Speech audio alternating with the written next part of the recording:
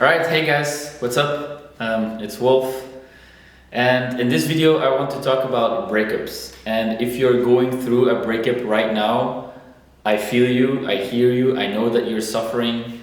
It's incredibly painful. It's one of the most painful things you can experience as a human being. And especially during the first week, the first few weeks, it's so difficult. Like, it's so painful. You want to reach out, you're in so much pain, you want things to be different, you're resisting everything. It's terrible. You feel this aching pain in your chest. It's terrible, and I feel you, and I totally understand what you're going through. It's so incredibly painful. And I recently broke up with my girlfriend, and I went through a similar phase. And right now it's been 4 months, so I have some perspective, and I can talk about the things that I know helped me more easily. And I hope to be able to record something for you when you are in such an intense pain, right? Because I was looking for people who went through the same thing as I did, and who were able to provide me with some practical tips and things that I could do in order to make myself feel better, or in order to suffer less. All right, so in this video I will try to be as concise as possible, as practical as possible. I also want to show you that I really care, and I really understand that what you're going through right now is terrible, and you feel so incredibly lost and stuck and confused and anxious and angry and all these different emotions, and it's perfectly okay. It's totally normal that you feel like this. It's how it's supposed to be, almost, right? So the first thing that comes to mind is, especially when you just broke up, like it's the first week after your breakup, it's you're in such a chaotic state of mind, and you want to get rid of this feeling. You want to reach out, you want to do things to make yourself suffer less, right? So understand that this is okay, this is normal, and the only thing that will really help in this first week is just going through the motions. You can try to do certain things to make yourself feel better, you know, talk to a friend or a loved one, or go out for a run, shout, cry, scream, whatever, right? Let it out. But it's about allowing this energy that all of a sudden gets released. Like, it takes time. It's like when you cut yourself, it's gonna hurt, you know, it's going to hurt. The initial pain is there. It needs a little bit of time to settle, you know, like after a while your arm will start to feel less painful, but the pain is there, and it requires a specific amount of time to allow it to be there. All right, so I know it's a little bit maybe demotivating, but it's not. It really is not, because a week is not very long, and it's just a few days of intense chaos and intense emotions. And by allowing them to be there, by realizing, okay, I just have to sit through the motions for a little bit right now, and try to keep myself busy, and try to look for things that can at least relieve a little bit of the stress and the anxiety and the sadness and the fear and all these emotions, then that's fine, right? Take your time. A week, it will be a super intense week, but it will pass. It's a few days, and then the most intense moments, they start to subside a little bit. And it can take a week, 2 weeks, maybe even 3 weeks. It's all fine. You take your own time. You do this in your own tempo, you know, on your own tempo, and you don't try to rush things. Just know that it is happening, and that you cannot really control it. There is no way you can actually control it in such a sense that it will disappear. That's not going to happen. It's going to be there, and you'll have to sit through the pain. All right, so know that, and know that it's okay, and know that it's gonna change. I can speak from personal experience. It's going to change. All right, so sit through the pain. You got this. You really do. It's painful, I know, I understand, and it's going to become better. I promise it's going to become better. All right, so the next few weeks, things will still be very volatile and very chaotic, and you will still really want to reach out maybe, and you will be sad and angry because you didn't really know what happened, or you feel like there's so much to blame, or there's all these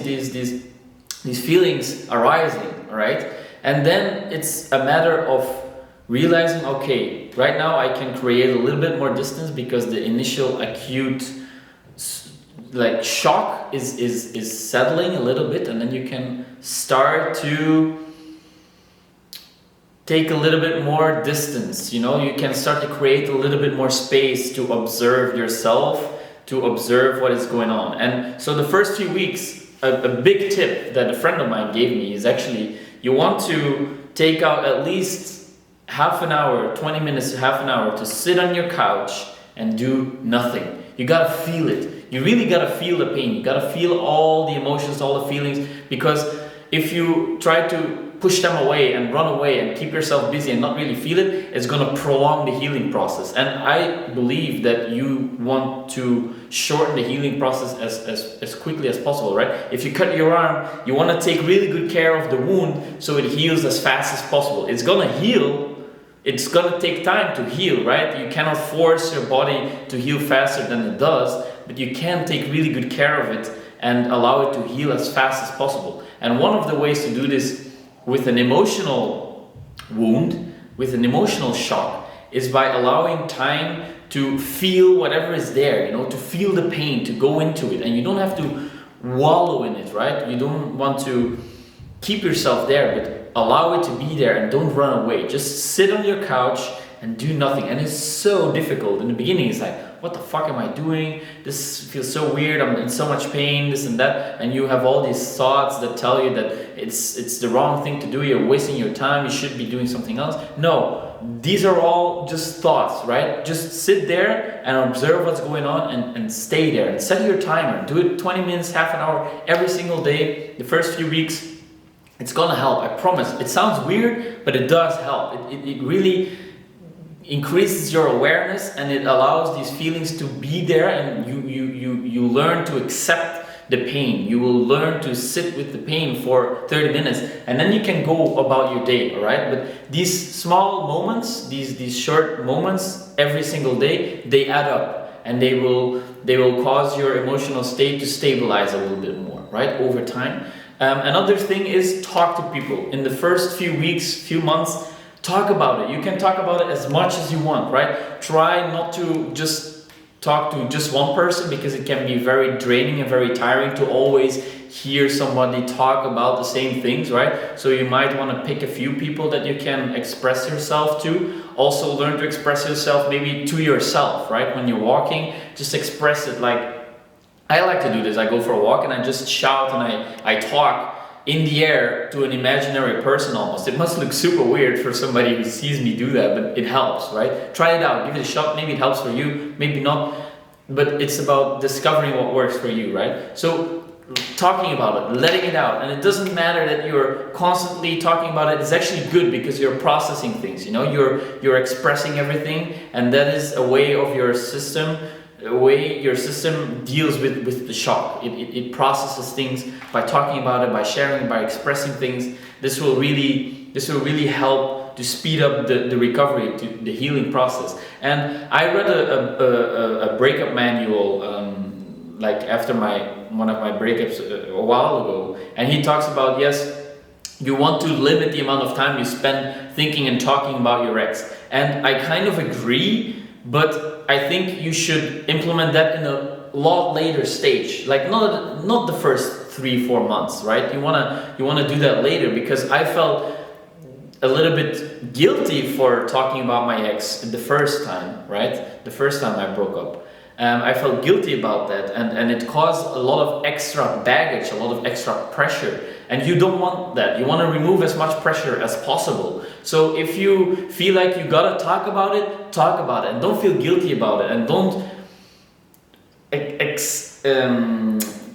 have expectations, expect other people to want to listen to you, right? Just let them know, hey, I really need to talk about this, and I would really appreciate it if you are there for me and just let me vent. You don't necessarily have to say anything or give advice or feedback, because for them it can be very draining or difficult, because they see you suffer and they want to do something but they really can't.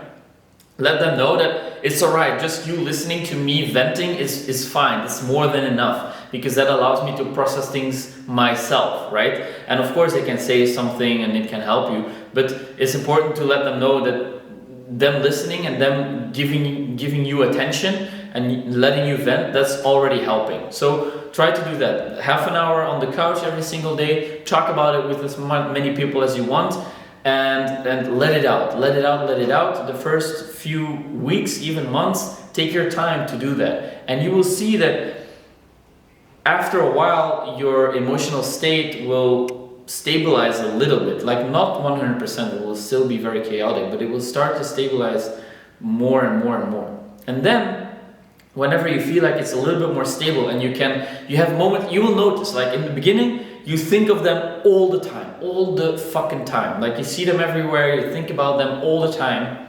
And then all of a sudden you'll start to notice, oh, I've been doing this for 5 minutes now and I haven't been thinking of them, right? And then it will strike you. All of a sudden you will, fuck, I'm again thinking about them, right?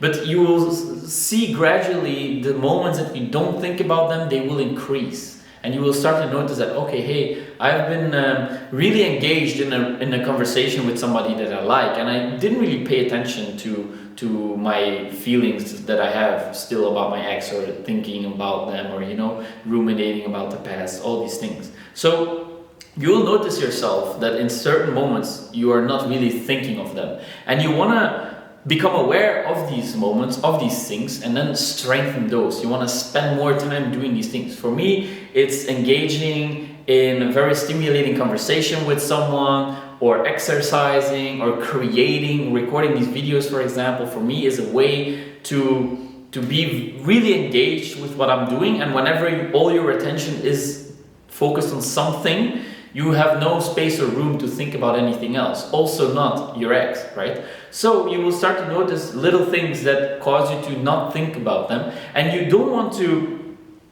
I don't want to think about my ex, because that's going to cause you to think even more about them. What you want to do is, instead of focusing on not thinking about them, more focusing your attention on other things you like doing, things that give you energy. And it's important you start to pay attention to these things more in depth, become more aware of what makes you feel good, of what you enjoy doing. And I talk about this a lot in my other videos. So it's important that you practice this awareness. You start to listen to yourself, you start to feel inside, okay, these things I really enjoy doing, these are good things for me, these are energizing things. And sometimes it's alright to, in the first few weeks or even months, to indulge in food, or to indulge in quote unquote more unhealthy things, more unhealthy behaviors. Try to pay attention that it's not running out of hand. You don't want to become an alcoholic, but it's fine to sometimes just drink a glass of wine to take off the edge a little bit, right? It's fine to use some tools to take off the incredible suffering you're experiencing. That's totally fine. Just be aware that you are not creating an unhealthy habit out of this, all right? So use these tools sparingly and wisely, but don't beat yourself up when you actually do, all right? So the sitting on the couch, doing nothing, talking about it, slowly starting to pay more attention to things that you enjoy doing, and then focus more on those. And I highly recommend you try out some form of meditation. It can be really sitting on your couch and meditating, or it can be going for a walk and really paying attention to your body and the surroundings. It's more about being aware, increasing your awareness, becoming aware of the sensations, bringing yourself back into your body, bringing yourself back into the now, right? It's such a powerful tool to focus your attention on you and not on your ex, all right? So you want to increase the amount of time you focus your attention on yourself and reduce the amount of time you focus on your ex, all right? And it's gonna happen, really. Like a few days ago, it's already been 4 months. A few days ago, I was missing her like crazy. Like I was thinking about her all the time, listening to music, looking at some photos that I still have on my phone, stuff like that. So I too sometimes feel like I have made zero progress since the breakup happened, right? And that is not at all true, because today I feel energized again. I can see things more clearly again. I feel motivated. I don't feel sad or nostalgic, or I don't miss her. Sometimes I think of her like in a few moments here and there, but it's not as intense as a few days ago. And it comes in waves, you know. The more time passes between the breakup and the time now, the less extreme these how would I say, these waves will feel, you know. It will be less peaks, less amplitude, and the feelings will be a more gradual kind of, they will morph into a more gradual type of feeling. So the edge will definitely reduce a lot. And I believe that within a few more months, it will become even less, right? So there is hope, there really is. And whenever you find yourself just right now in a breakup, again, I feel you. I know what it's like. Trust me, I know what it's like. It's so painful. And you cannot see anything else, and you can only focus on them. And it's just your body reacting to the withdrawal symptom, because I really do believe that most people, their relationships are some form of addiction. You get addicted to this person, you get addicted to their input, you get addicted to their behavior, their smell, the stimulation they give you. It's kind of an addiction. And because they're in your life for such a long time, and they provide you with so much stimulation, then whenever the breakup happens and this person is no longer there, all the stimulation gets removed all of a sudden. It's like very, very shocking. It goes really fast. Like there is a ton of stimulation that gets removed, and your brain instantly wants to latch onto that and recreate this level of stimulation. And that's why we are so obsessing about our exes whenever the relationship ends, because we feel like the stimulation has been taken away from us, and our brain wants to re-establish this level of stimulation. So you want to desensitize yourself. It's basically a form of fasting, right? If you continuously stimulate a certain spot on your skin, and you keep rubbing it, after a while it's going to start to hurt, and it's going to become overstimulated, and then you got to remove the stimulation and let it heal. You got to let it become more comfortable again with no stimulation, or just a tiny little bit stimulation. And that's the process that happens. You break up, it's actually an addiction. If you are really honest with yourself, it is. And you are just experiencing withdrawal symptoms, because another person is the most complex drug almost you can ever have. Because heroin, it gives you a specific type of high, or cocaine another, but a person can give you so many different highs. You know, you can be intimate with them, you can argue with them, you can laugh with them, you can cry with them. There's so many different ways that they stimulate you, that it's one of the most complex drugs you can ever get addicted to, right? So it's really about allowing your body to go through the withdrawal. And that is something that I have experienced very profoundly and very vividly, that now that it's been 4 months, my body has had the time to adapt and to go through the withdrawal, and there is no stingy, needy kind of resistance towards what's happening. I now see it's flowing. I'm letting go. It's, you know, you are able to accept things, because the drug addiction is starting to subside. It really is like that. It really is just slowly subsiding, but you have to allow yourself the time to go through that. And you do that by taking the right action, by meditating, by talking to people, by taking care of yourself, by, you know, focusing on things that make you feel energized, that make you stronger, that make you powerful, that make you feel engaged with life, right? Those are the things you want to focus your attention on. And then if you allow this time to pass, because it's gonna pass, you cannot stop time from passing, right? But you wanna spend the time as productive as possible, as you wanna take as good care of yourself as you can, right? If you have the wound, you want to clean it every day, put some, cream on it, maybe change the band-aid, whatever it is, right? You want to take really good care of your wound, and then it's going to heal quicker and more even, because if you have like a scar, if you don't take good care of the wound, the scar will be ugly, and it will be, very not nice. But if you take very good care of it, it will heal nicely, and there will be a scar, but it will look very well healed and properly taken care of. And that's kind of the way you want to approach yourself. You want to take good care of yourself during this withdrawal period, during this healing phase. And it might take a few weeks, a few months. Take your time. If you are spending 5 to 10 years going through this, I believe that you're keeping yourself stuck there, and you're actually more afraid of moving on and letting go and facing the uncertainties in life rather than it being still a difficult breakup. I do believe that you keep yourself there. But there is also just a time you have to allow yourself to heal and to let go and to move on, right? So it's a balance. You don't wanna rush things. You don't want to put pressure on yourself, because that's what I did. I was like, I have to get over this quickly. I want to heal. I want to move forward. This and that. But that's put pressure, and it causes resistance. And when there is resistance, it persists. It doesn't flow. You keep yourself stuck.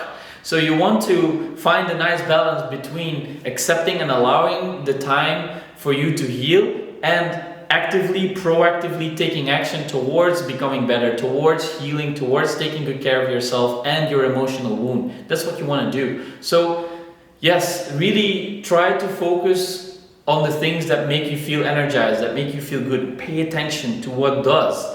And it's a skill. It's really something that you have to learn, because we all have such chaotic lives and so many stimulants, like the phones and the TVs and the food and the music and everything, right? And it's so cluttered and it's so chaotic most of the time. And we actually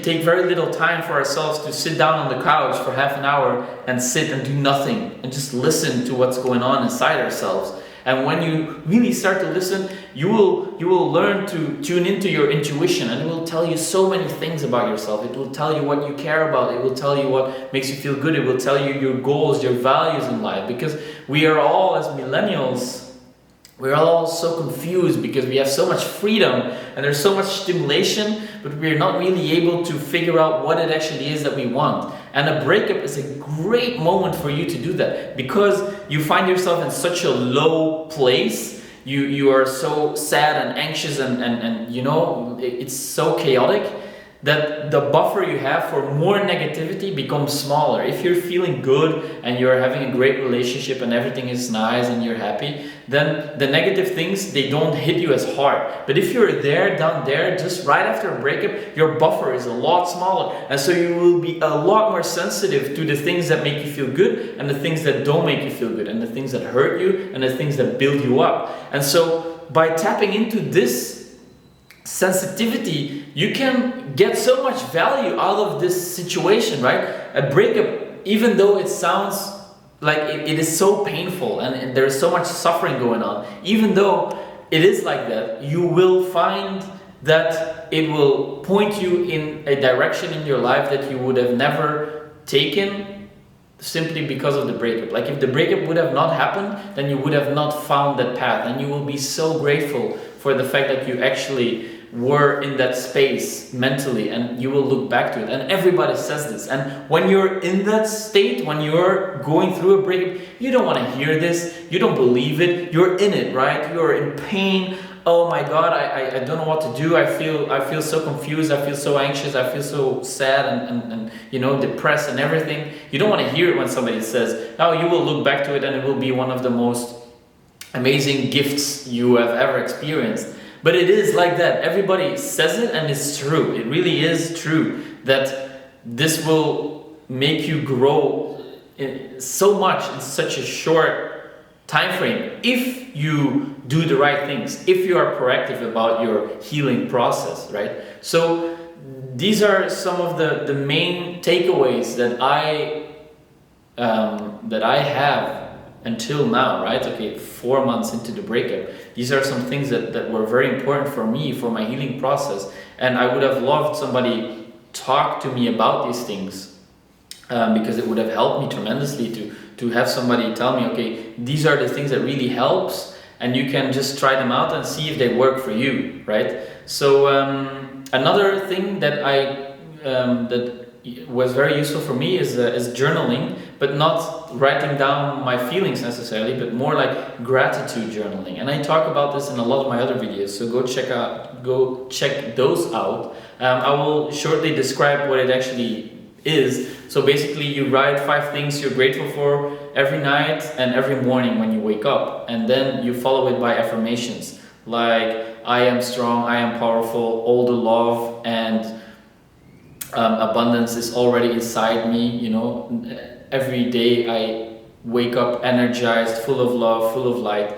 I am good, I am genuine, I am compassionate. All these things, you write them down and you focus your attention on these things, and they are so powerful. They make you feel good about yourself, they energize you. It's amazing. So give it a shot. Watch some of my videos on journaling and gratitude and what it can do for you. So this is also a very powerful tool you can use to focus your attention on the things that make you grow, that empower you, that make you heal more wholesome and faster. You don't want to push it to heal fast, but you want to do the right things so you heal as fast as possible and you heal as smoothly as possible. So that is actually everything I wanted to share in this video for now. I hope it will not be too bright, because my camera looks like it's very bright with the sun outside. Anyways, so if you have any questions, if you want to talk about your breakup, if you want to share something, if you feel like expressing your pain,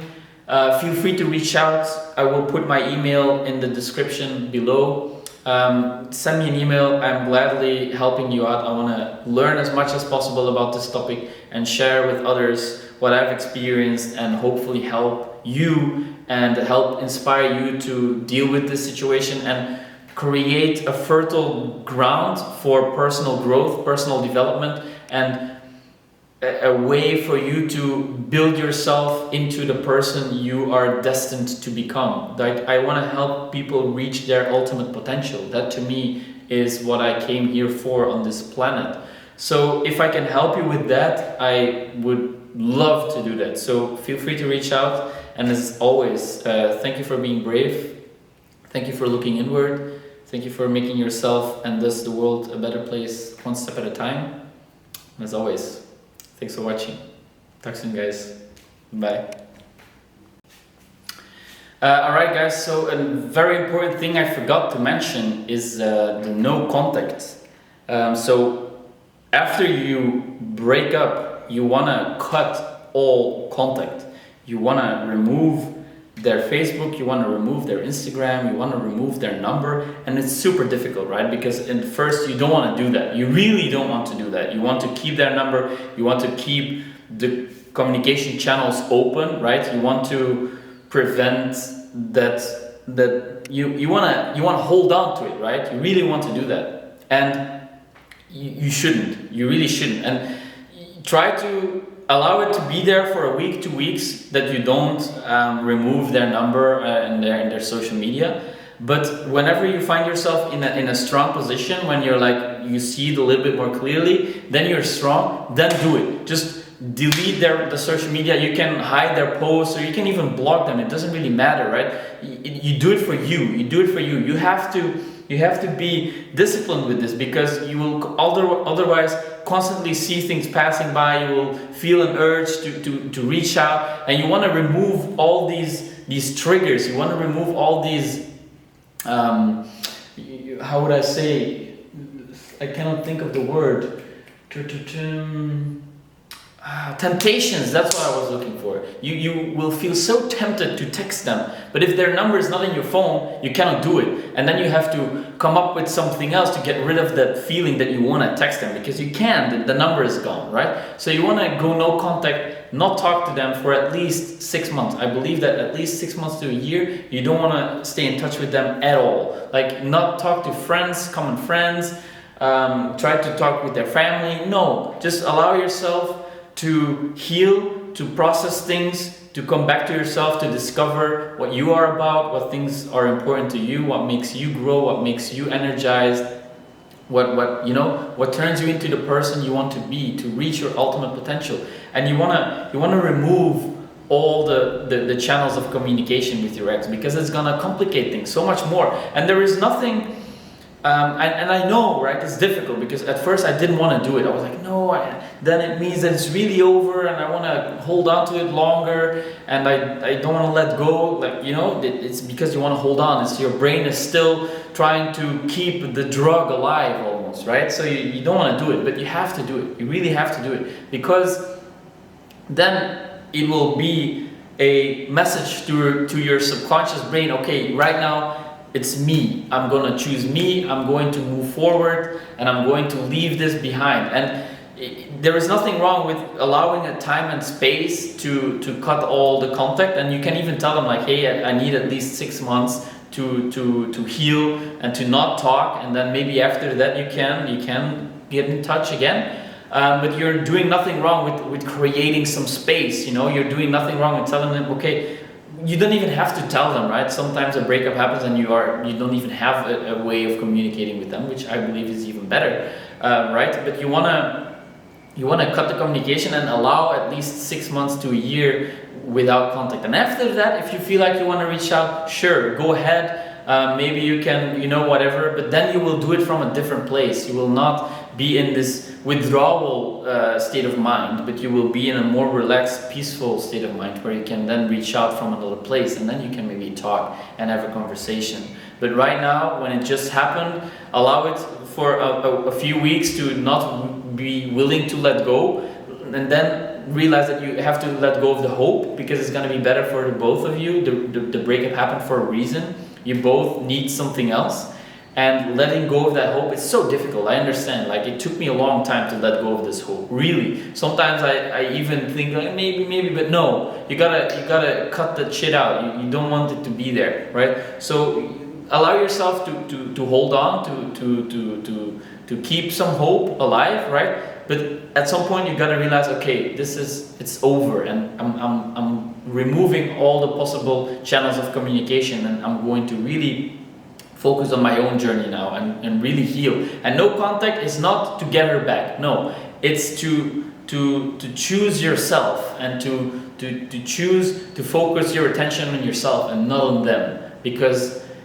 you are the most important person in your own life, because you will be there as long as you'll be there, right? So you want to create the best relationship possible with yourself, and then from that space you can move on to another relationship, maybe, if you want that. If you don't, that's also totally fine. But you wanna go no contact, really. You wanna cut all channels of communication. And yeah, I forgot to talk about that in the video, so I'm going to put it all together so it makes more sense. So again, thank you for watching, and yeah, I hope this all makes sense. So talk soon, guys. Bye.